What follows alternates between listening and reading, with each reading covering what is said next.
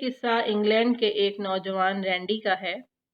رینڈی اپنی کہانی سناتے ہوئے کہتا ہے کہ 4 برس قبل میرے والدین نے کاروبار کی غرض سے ایک ویڈیو سینٹر خریدا۔ ایک روز میں اور میرا دوست اکٹھے بیٹھے فلم دیکھ رہے تھے کہ میرے دوست کو پیاس لگی اور اس نے مجھ سے مشروب مانگا۔ مجھے بھی پیاس لگ رہی تھی۔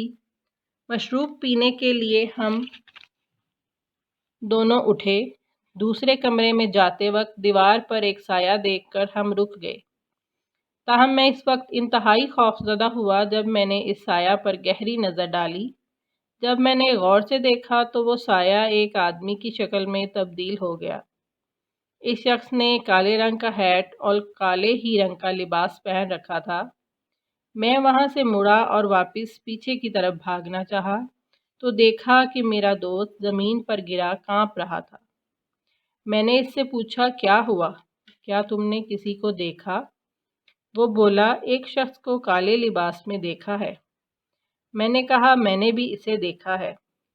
میں نے اسے اٹھایا اور جس قدر تیز بھاگ سکتے تھے بھاگ کر اسی کمرے میں آ گئے جہاں ہم فلم دیکھ رہے تھے۔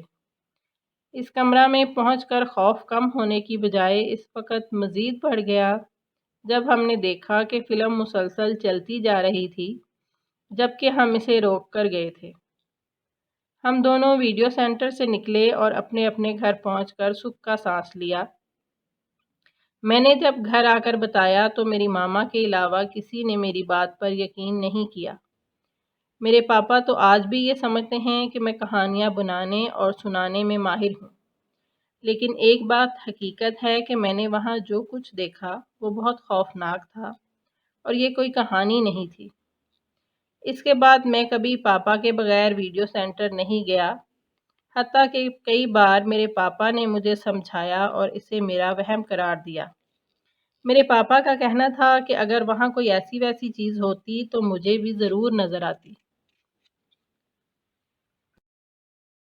تو ناظرین، یہ تھا آج کا ہمارا قصہ ہے۔ ایسے مزید واقعات آپ کو ملتے رہیں، اس کے لیے ہمارے چینل کو سبسکرائب کریں اور بیل آئیکن کو ضرور پریس کریں۔ اور آج کا واقعہ آپ کو کیسا لگا کمنٹ کر کے اپنی قیمتی رائے کا اظہار ضرور کریں۔ شکریہ۔